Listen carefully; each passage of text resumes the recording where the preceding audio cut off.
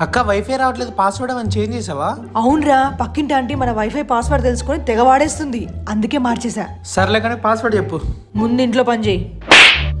Time దొరికితే చాలు వాడుకుందామని చూస్తుంది. పాస్వర్డ్ చెప్పు. ముందు ఇంట్లో పని చేయి.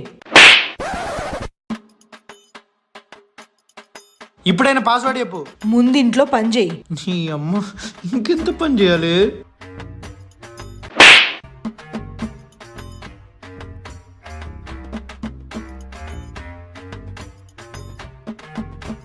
ఇంక పాస్వర్డ్ చెప్పు.